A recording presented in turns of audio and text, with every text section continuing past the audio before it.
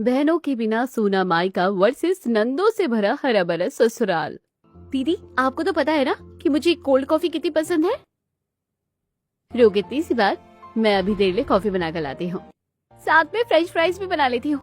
तब तक पारुल तो कोई अच्छी सी मूवी ढूंढ ले, साथ में सब मूवी देखेंगे। आज तो हम तीनों बहनें साथ में गप्पे मारेंगी। दीदी, बहुत मजा आएगा। वैसे भी आज हम बहुत दिनों बाद मिले हैं। आज तो फुल धमाल होना चाहिए। अचानक से भाई की आवाज आने लगती है। अरे ओए पारुल, उठ, क्या सोच रही है? तभी पारुल की बहन कोल्ड कॉफी लेकर आती है और पारुल के हाथ से कॉफी का ग्लास छूट जाता है। अरे उठ, क्या कर रही है? इतनी देर तक सो रही है? पारुल अचानक से बेड से गिरती है। अरे भैया, मेरी बहनें कहाँ गई? और मैं तो हॉल में थी, बेडरूम में कहाँ से आ गई? सुबह सुबह क्या शौक लगा है क्या तुझे? चल अब उठ, अब माँ बुला रही है, जा जाकर काम कर। सुबह के समय पारुल धीरे धीरे रसोई की तरफ जाती है। उसके चेहरे पर अभी भी उस सपने की उदासी साफ दिखाई दे रही थी। उसे बार बार अपनी काल्पनिक बहनों की बातें याद आ रही थी। उठने का भी कोई समय होता है या नहीं? देख कितना काम पड़ा हुआ है। तूने तो घर का पूरा बंटा धार कर दिया। सब लोग कब से चाय का इंतजार कर रहे हैं। माँ, मैं अभी कर देती हूँ, अभी कर देती हूँ, अभी कर देती हूँ। बड़ी हो गई लेकिन जिम्मेदारी बिल्कुल नहीं आई। पारुल चुपचाप रसोई में लग जाती है। वो आटा गूंथती है, चाय बनाती है, पराठे सेकती है और सबके लिए नाश्ता तैयार करती है। माँ, नाश्ता तैयार है क्या? ऑफिस के लिए देर हो रही है। मुझे भी जल्दी जाना है, मुझे पहले दे दो। आज कुछ अच्छा बनाया है ना? सब लोग खाने की मेज पर बैठ जाते हैं। पारुल भी थककर एक कुर्सी पर बैठने लगती है। अरे तू बैठ जाएगी तो परोसेगा कौन? पहले सबको खाना परोस। लेकिन माँ, भूख लगी है। भूख हमें भी लगी है, पहले काम बाद में खाना। पारुल उदास हो जाती है। एक एक करके सबको नाश्ता परोसती है। सब लोग खाकर उठ जाते हैं।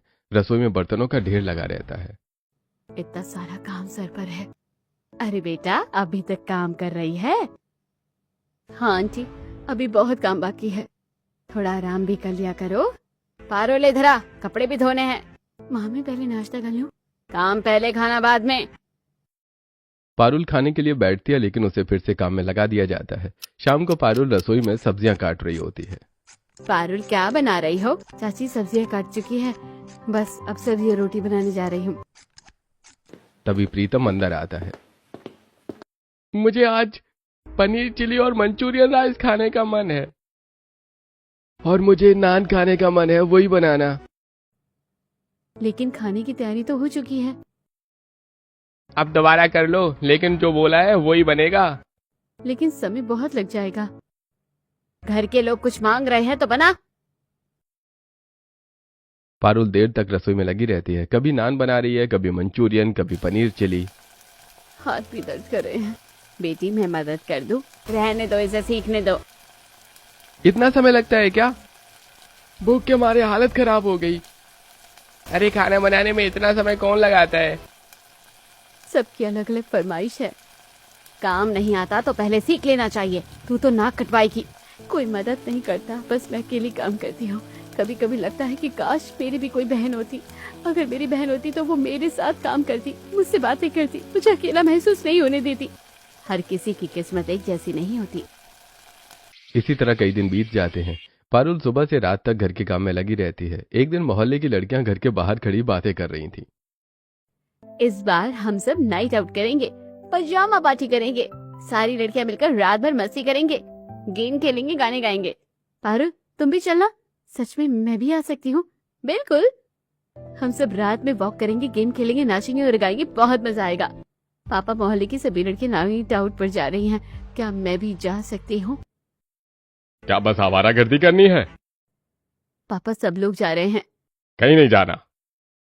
लेकिन पापा, रात भर अपनी लड़की को बाहर भेज देंगे क्या?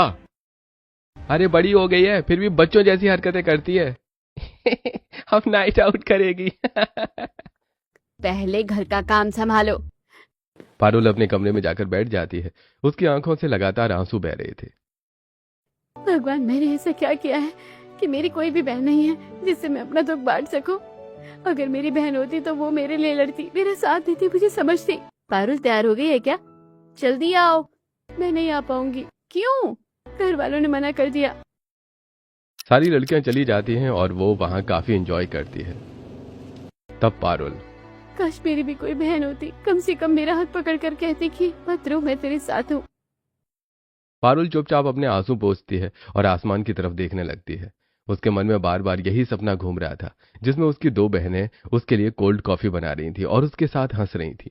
अगली सुबह घर में हलचल थी। तीनों भाई तैयार होकर बाहर जाने की तैयारी कर रहे थे। पारुल रसोई में चाय बना रही थी और उनकी बातें सुन रही थी। पापा, हम लोग आज दोस्तों के साथ घूमने जा रहे हैं। थोड़ा बाहर जाएंगे और शाम तक वापस आ जाएंगे। पापा, थोड़ा पैसा भी चाहिए और कार भी ले जाएंगे। अरे बिल्कुल जाओ, जवान लड़के हो, घूमो फिरो। ये लो पैसे और कार की चाबी भी ले जाओ, जहां मन करे घूम कर आना। आज तो बहुत मजा आएगा। पारुल दूर खड़ी ये सब देख रही थी। उसके मन में भी बाहर घूमने की इच्छा जाग जाती है। पापा, मुझे भी थोड़ा घूमने जाना है। भैया, आप लोग मुझे भी साथ ले चलो ना, मैं भी बहुत दिनों से कहीं नहीं गई हूँ। हमारे साथ क्या करेगी? घर में बैठ, हर समय घूमने की पड़ी रहती है इसे। अब इसे भी बाहर घूमना है। अरे तुम कहीं नहीं जाओगी। अरे वही इतनी बड़ी हो गई हो, अब भी घूमने की पड़ी है। घर का काम करो। वैसे भी लड़कियां ज्यादा बाहर घूमे तो घर की इज्जत खराब होती है। मैं सिर्फ थोड़ा सा घूमना चाहती थी, बस आवारागर्दी करनी है, कोई काम नहीं है। हमारे घर की लड़कियां ऐसे नहीं घूमती। पारुल चुपचाप अपने कमरे में चली जाती है। फोन बजता है। पारुल, मैं अपनी दोनों बहनों के साथ घूमने जा रही हूँ। हम लोग शॉपिंग करेंगे और बाहर भी खाना खाएंगे। बहुत अच्छा है, तू भी आ जाती। मैं नहीं आ सकती, मेरे घर पाबंदी है। काश मेरी भी कोई बहन होती, हम सब साथ घूमने जाते, बातें करते और मुझे कभी अकेला महसूस नहीं होता। कुछ दिन बीत जाते हैं। घर वाले हर छोटी बात पर पारुल को डांटते रहते हैं। पारुल, मेरा बैग लेकर आ। मेरे कपड़े प्रेस कर दे। अरे पानी भी दे जा। क्या कोई अपना काम खुद नहीं कर सकता? अरे नहीं तो किस लिए है? कुछ दिन बीत जाते हैं। एक दिन, माँ, मुझे 100 रुपए चाहिए। किस लिए चाहिए? कुछ सामान लेना है, हिसाब देना पड़ेगा 1-1 रुपए का। पारुल माँ की बात सुनकर शांत हो जाती है और वहां से चली जाती है। एक दिन नेहा घर आती है। पारुल, मैं कल अपनी बहन के साथ घूमने गई थी। हमने मूवी देखी, आइसक्रीम खाई और बहुत सारी फोटो भी खिंचवाई। अच्छा, ये तो बहुत अच्छी बात है। मेरी कोई बहन नहीं है, वरना मैं भी जाती। मेरी बहन तो मेरी सबसे अच्छी दोस्त है। मेरी बहन होती तो शायद मुझे इतना सारा काम अकेले नहीं करना पड़ता। कम से कम कोई होता तो मेरी बात जो समझता। क्या बातें हो रही हैं? कुछ नहीं चाची। क्या घर की बुराई कर रही हो? तुम्हारे भाई अच्छे नहीं है क्या? हम इतना करते हैं और फिर भी शिकायत। पारुल, मैं जाती हूँ। घर का कलेश देखकर नेहा वहां से चली जाती है। मैंने कुछ गलत नहीं कहा। बहुत जवाब देने लगी हो। मैं सिर्फ अपनी बात कह रही थी। धीरे धीरे कई दिन बीत जाते हैं। पारुल पहले से ज्यादा चुप रहने लगी थी। फिर एक दिन, अब पारुल की शादी कर देनी चाहिए। हाँ, अब लड़की बड़ी हो गई है। मुझे अभी शादी नहीं करनी। क्यों नहीं करनी? अभी मेरा मन नहीं है। तो क्या करने का मन है? लड़कों की तरह घूमोगी क्या? यहाँ वहां मंडराना है। हमारे घर में ये सब नहीं चलेगा। एक दिन घर में कलेशी बुआ किट्टू आती है। भैया, पारुल की शादी करवा दो। अरे कोई अच्छा रिश्ता मिले तो बता देना। अभी तो मेरी बेटी की शादी है, इसमें जरूर आना। कोई रिश्ता आएगा तो मैं बताती हूँ। कुछ दिन बाद पारुल अपनी बुआ की बेटी गुड्डी दीदी की शादी में जाती है। पारुल, जा मेहमानों को खाना परोस। पानी भी लेकर आ। सामान भी संभालो। पूरी शादी में पारुल सिर्फ काम करती रहती है। मैं भी थोड़ी देर बैठ जाऊं? अभी बहुत काम बाकी है। पारुल अपनी बुआ के यहाँ शादी में बहुत काम करती है। मिलन की शादी हो जाती है और वो विदा हो जाती है। शादी के कुछ महीनों बाद गुड्डी दीदी मायके आती हैं। नंदे बिल्कुल अच्छी नहीं होती, हर समय काम करवाती है। सच में बहुत परेशान करती है। गुड्डी दीदी की बातें सुनकर पारुल घबरा जाती है। मेरे पास एक बहुत अच्छा रिश्ता है। कैसा लड़का है? लड़का बहुत अच्छा है, अकेला लड़का है। फिर तो अच्छा है। बुआ जानबूझकर ऐसे परिवार का रिश्ता लेकर आती है जहाँ 3 नंदे होती हैं। यही घर ठीक रहेगा। एक दिन लड़के वाले पारुल को देखने आते हैं। कुछ देर की खातिरदारी और बात करने के बाद बेटी, हमें पारुल बहुत पसंद आई। हमें भी रिश्ता मंजूर है। हमें भी परिवार बहुत अच्छा लगा। अब मैं क्या करूं? पारुल के मन में बहुत सारे सवाल थे। उसे गुड्डी दीदी की बातें याद आ रही थी। उसे लग रहा था कि नंदन शायद उसकी जिंदगी और मुश्किल बना देगी। कुछ दिनों बाद दोनों परिवारों की सहमति से पारुल और सुजीत की शादी की तारीख तय हो जाती है। घर में शादी की तैयारियां शुरू हो जाती हैं, लेकिन पारुल के मन में खुशी से ज्यादा डर भरा हुआ था। वहीं पड़ोसनें अलग से उसे भड़का रही थी। बेटी, ससुराल में बहुत संभल कर रहना नंदे कभी अच्छी नहीं होती। वहाँ सबका काम करना पड़ता है, कोई अपना नहीं होता। बहू को हमेशा झुक कर रहना पड़ता है। नंदों से बचकर रहना वो सबसे ज्यादा तंग करती है। क्या सच में ससुराल इतना बुरा होता है? बेटी, बस अपनी किस्मत अच्छी हो तो बात अलग है। कुछ समय बाद पड़ोसनें वहां से चली जाती हैं। वहीं शाम में चलो अच्छा हुआ पारुल की शादी हो रही है, अब हमारी जिम्मेदारी भी कम हो जाएगी। अरे हाँ, अब तो बला टली। ये सब सुनकर एक कोने में खड़ी पारुल का दिल टूट जाता है। कुछ दिनों बाद पारुल की शादी हो जाती है और वो अपने ससुराल चली जाती है। पारुल की आंखों में आंसू थे और दिल में ससुराल का डर। जैसे ही पारुल ससुराल पहुंचती है, दरवाजे पर तीनों नंदे उसके इंतजार कर रही होती हैं।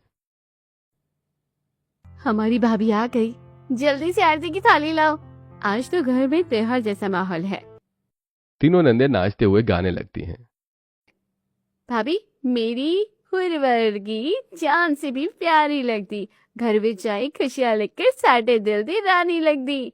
भाभी मेरी हुरवर्गी सोहनी ते बड़ी न्यारी। अरे साडे घर आए ए बन के किस्मत वाली। तीनों नंदे डांस करने लगती हैं। पूरा घर तालियां बजाने लगता है। क्या यही वही नंदे हैं जिनसे सब डरते थे? बहू, पहले दाहिना पैर अंदर रखना। बेटी, अपने घर में स्वागत है। भाभी धीरे धीरे चलिए, अब ये आपका घर है। ये सब देखकर पारुल को थोड़ी राहत मिलती है। अगली सुबह माँ जी, मैं पहली रसोई बना दूं? अभी नहीं बेटी। क्यों माँ जी? एक हफ्ते तक भाभी कोई काम नहीं करेगी, सिर्फ आराम करेगी और हमारी बातें सुनोगी। लेकिन मैं काम नहीं करूंगी तो गलत लगेगा। बेटी, अभी तुम नई नई आई हो, पहले घर को समझो। थोड़ी देर बाद तीनों नंदे खाना लेकर आती हैं। भाभी, आपका पसंदीदा खाना बनाया है, आज हम आपको अपने हाथों से खिलाएंगे। नंदे भाभी को खाना खिलाने लगती हैं। आज से आप हमें छोटी बहन या दोस्त समझो। मैंने सोचा था कि काश मेरी बहनें होती, लेकिन मुझे नहीं पता था कि मेरी नंदे ही मेरी बहन बन जाएगी। अब हम हैं ना?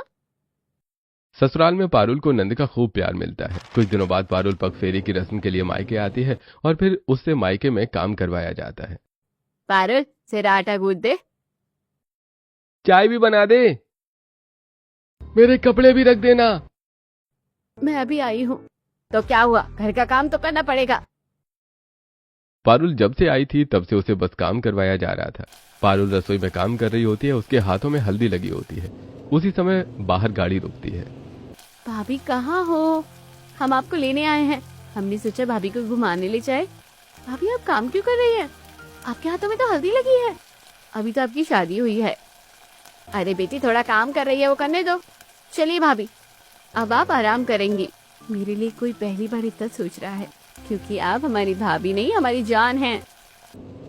तीनों नंदे पारुल को लेकर ससुराल आ जाती हैं। एक शाम सभी लोग हॉल में बैठे होते हैं।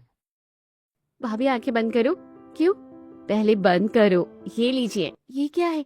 हनीमून की टिकट। ये सब क्या है? मुझे भी अभी पता चला। मेरे लिए किसी ने कभी ऐसा नहीं किया। बेटी, खुश रहो। तुम हमारी बेटी जैसी हो। अब आप लोग जाओ, भैया भाभी का ध्यान रखना। रोज वीडियो कॉल करना। दोनों हनीमून के लिए जाते हैं। मैंने कभी नहीं सोचा था कि मैं ऐसे घूम पाऊंगी। अब तुम्हारे सारे सपने पूरे होंगे। मैं हमेशा सोचती थी कि अगर मेरी बहनें होती तो मुझे बहुत प्यार करती। भगवान ने तुम्हें बहनों की जगह 3 नंदे दे दी। दोनों हनीमून के लिए जाते हैं, वहां खूब एंजॉय करते हैं। 10 दिन बाद दोनों वापस घर लौटते हैं। तीनों नंदे दरवाजे पर खड़ी होती हैं। हमारी भाभी वापस आ गई। तीनों नंदे पारुल के गले लग जाती हैं। मैं हमेशा सोचती थी कि बहनों के बिना मेरा मायका सुना है। मुझे लगता था कि अगर मेरी बहनें होती तो मेरी जिंदगी बदल जाती। लेकिन आज मुझे समझ आया कि भगवान ने मुझे बहनों से बढ़कर भी 3 नंदे दी है, जिन्होंने मुझे काम नहीं प्यार दिया, डांट नहीं अपना साथ दिया। हम हमेशा ऐसे ही प्यार करेंगे आपको। पारुल की आंखों में खुशी के आंसू थे। जिस प्यार और अपनापन की तलाश उसे अपने मायके में थी, वो उसे अपने ससुराल में मिल चुका था। अब उसे समझ आ गया था कि कभी कभी रिश्ते खून से नहीं, प्यार और अपनापन से बनते हैं। पारुल के चेहरे पर मुस्कान थी, लेकिन उसके दिल में एक सवाल अभी भी था। क्या ये प्यार हमेशा ऐसा ही रहेगा? क्या उसकी नंदे हमेशा उसका साथ देंगी? लेकिन आने वाले दिनों में उसे अपने हर सवाल का जवाब मिलने वाला था। आइए भैया भाभी, हम बैठ के फोटो देखते हैं। हाँ भाभी, हम लोग कब से इंतजार कर रहे हैं। और ये भी बताइए कि भैया ने आपको कितना परेशान किया। तुम लोगों की बहुत याद आ रही थी। मुझे तो लग रहा था कि ये मुझे छोड़कर अपनी नंदों के पास वापस जाना चाहती है। अगली सुबह पारुल आराम से सो रही होती है, तभी तीनों नंदे कमरे में आती हैं। भाभी उठ जाइए। क्या हुआ?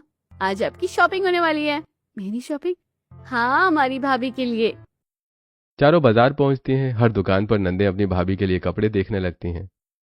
भाभी ये सूट बहुत अच्छा लगेगा, ये सैंडल भी ले लो और ये पर्स भी। इतना सब मत खरीदो भाभी, बचपन से हमने सोचा था कि हमारी भाभी हमारी बहन जैसी होगी। आज हमारा सपना पूरा हुआ है। लोग कहते थे कि नंदे अच्छी नहीं होती, लेकिन मेरी नंदे तो मेरी बहनों से भी बढ़कर है।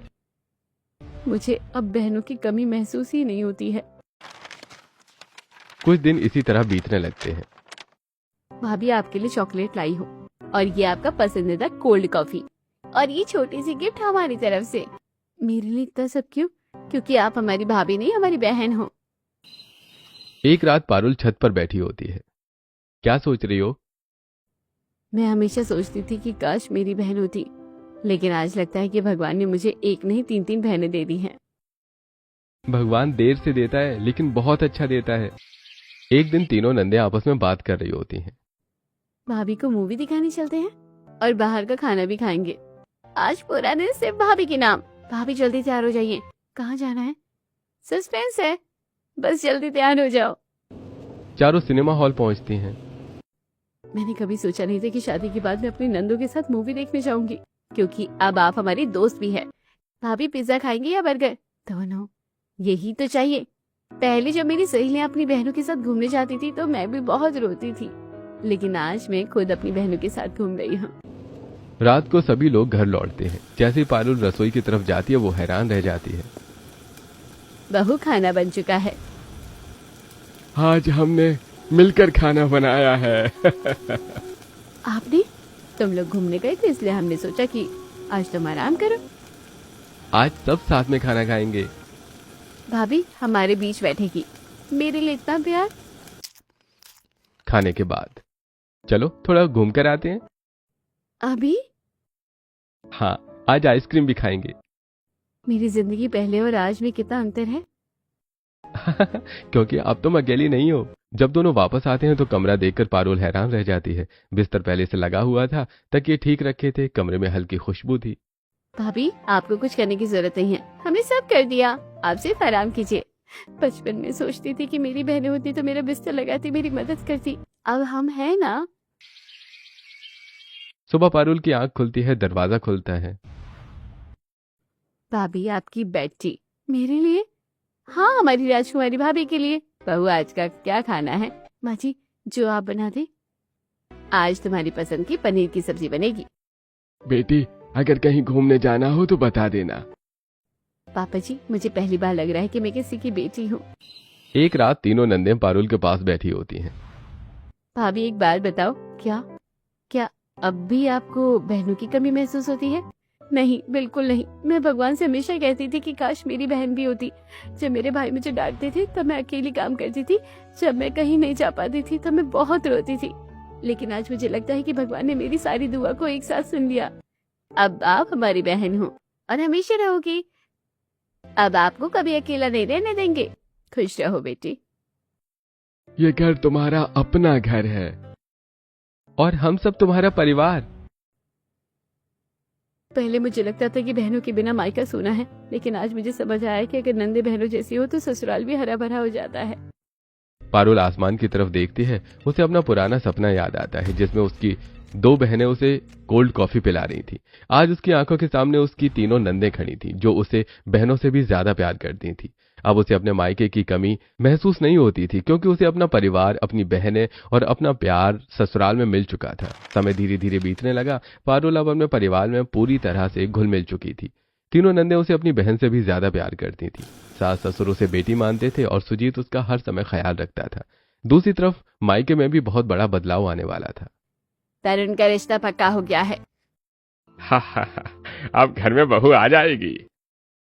अब घर के सारे काम बहू संभालेगी। अब घर में रौनक आ जाएगी।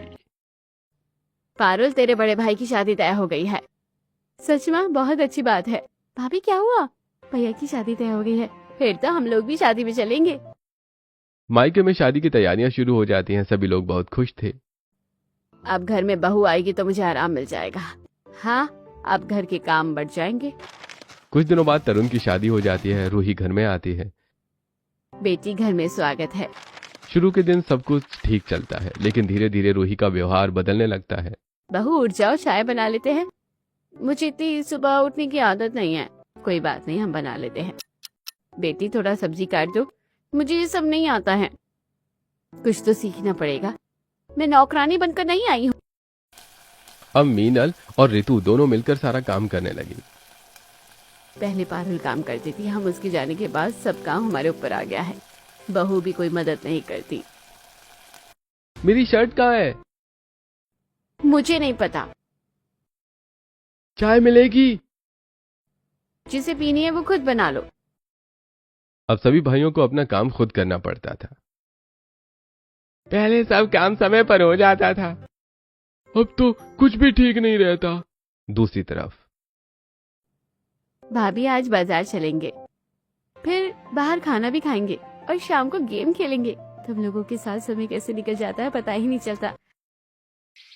एक दिन मीनल अपनी बेटी को फोन करती है। फोन बजता है, लेकिन उस समय पारुल अपनी नंदों के साथ बैठी बातें कर रही होती है। भाभी, बचपन की कोई बात बताओ ना। आपने पहली बार खाना कब बनाया था? बहुत लंबी कहानी है, उसकी वजह से तो मैं जल भी गई थी। फोन बजता रहता है। पारुल, फोन क्यों नहीं उठा रही? अरे अब ससुराल में जाकर हमें भूल गई। मीनल कई बार फोन करती है, लेकिन पारुल ध्यान नहीं देती। भाभी, आज मोबाइल बंद कर दो। आज पूरा दिन सिर्फ हम लोगों का। घर का सारा काम मुझ पर आ गया है। अब हाथ भी जवाब देने लगे हैं। मैं किसी की बात नहीं सुनूंगी। थोड़ा घर का भी ध्यान रखो। मैं यहाँ काम करने के लिए नहीं लाई गई हूँ। कम से कम माँ की मदद कर दो। मैं अपनी जिंदगी अपने हिसाब से जीऊंगी। मैंने सोचा था बहू आएगी तो सहारा मिलेगा, लेकिन अब पहले से ज्यादा परेशानी हो गई है। उधर पारुल अपने ससुराल में बहुत खुश थी। बेटी, आज तुम्हारी पसंद का खाना बनाया है। शाम को घूमने चलेंगे और आइसक्रीम भी खाएंगे। मुझे कभी लगा ही नहीं था कि मुझे इतना प्यार मिलेगा। नंदे अपनी भाभी से ऐसे ही दिन भर बैठकर आपस में बातें करते रहती थी। वहीं दूसरी तरफ घर का माहौल दिन ब दिन खराब होता जा रहा है। पहले सब पारुल संभाल लेती थी, हमने कभी उसकी कदर ही नहीं की। जब पारुल थी तो कभी शिकायत ही नहीं की। वो अकेली सारा काम कर लेती थी। हमने उसकी कद्र कभी नहीं की। उधर भाभी, चलो सेल्फी लेते हैं। हमारी 4 बहनों की फोटो। 4 बहनें, हाँ 4 बहनों की, मेरी प्यारी बहनें। अब आप हमारी बहन हो, हमेशा साथ रहेंगे। अब आपको कभी अकेला नहीं रहने देंगे।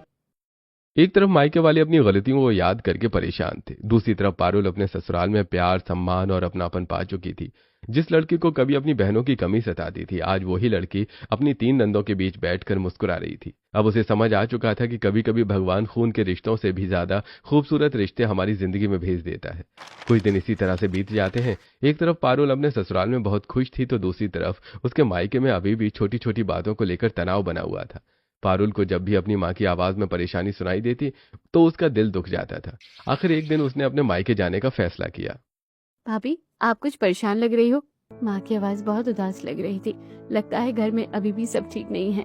भाभी, आप जाकर प्यार से सब समझा दीजिए, क्योंकि आप तो सबका दिल जीत लेती हो। बेटी, अगर तुम्हारे जाने से घर में शांति आ सकती है तो जरूर जाओ। अगले दिन पारुल मायके पहुंचती है। घर का माहौल पहले जैसा खुश नहीं था। आ गई बेटी। अब तो घर में रोज कोई ना कोई बात हो जाती है। आखिर हुआ क्या है? पारुल देखती है कि उसकी भाभी कमरे में मोबाइल चला रही है और मीनल और रितु दोनों रसोई में काम कर रही हैं। माँ, आप लोग अभी तक काम कर रही हो? क्या करे बेटी, काम तो करना ही पड़ता है। भाभी जरा मेरे साथ बैठिए, मुझे आपसे कुछ बात करनी है। हाँ बोलो। देखो भाभी, घर ऐसे नहीं चलता। अगर माँ और भैया दोनों परेशान रहेंगे तो आपका भी मन नहीं लगेगा। मैं आपको डांट नहीं रही हूँ, मैं सिर्फ ये कह रही हूँ कि अगर आप माँ को माँ की तरह मानोगी, उनकी थोड़ी मदद करोगी, तो वो भी आपको बेटी की तरह प्यार देंगी। मैंने हमेशा सास के बारे में सुना था कि वो अकड़ू होती है, हमेशा बहू और बेटी में भेद करती है। मुझे लगता था कि सासू माँ वैसी ही है। कहीं ना कहीं शायद ये हमारे बीच की गलतफहमी थी, इसलिए मेरी और घर वालों की नहीं बन रही थी। भाभी, प्यार से सब कुछ आसान हो जाता है और भैया भी पूरे दिन परेशान रहते हैं। अगर पति पत्नी एक दूसरे का साथ दे तो घर स्वर्ग बन जाता है। शायद मैं गलत थी। मैंने अपनी सास को माँ माना और उन्होंने मुझे बेटी का प्यार दिया। अगर आप भी माँ को माँ की तरह मानोगी तो सब ठीक हो जाएगा। मैं कोशिश करूंगी। अगले ही दिन से रूही बदलने की कोशिश करने लगती है और घर वालों से प्यार से बात करती है। माँ जी, आज खाना मैं बनाऊंगी। सच में? चाची जी आप बैठ जाइए, मैं बर्तन कर देती हूँ। बेटी, भगवान तुम्हें खुश रखे। आज घर कितना शांत लग रहा है। मैंने हमेशा घर वालों को सताया, उनकी बात नहीं मानी। मुझे लगता था कि मैं सही हूँ, लेकिन शायद मेरी सोच गलत है। अब सब ठीक हो जाएगा। तुम्हारा मन बदल गया, यही खुशी की बात है। अब तुम चिंता मत करो। धीरे धीरे घर का माहौल बदलने लगता है। अब घर में पहली जैसी शांति आ गई। अब सब साथ बैठकर खाना खाते हैं। बेटी, तूने हमारा घर बचा लिया। माँ, मैंने कुछ नहीं किया। हमें पारुल के ससुराल जाना चाहिए। हाँ, हमें उससे माफी मांगनी चाहिए। कुछ दिनों बाद पूरा मायका पारुल के ससुराल पहुंचता है। भाभी देखो कौन आया है। माँ, पापा, भैया। बेटी, हमें माफ कर दे। माँ, आप कैसी बातें कर रही हो? हमने तुझे बहुत परेशान किया, तुझे कभी बेटी की तरह प्यार नहीं दिया।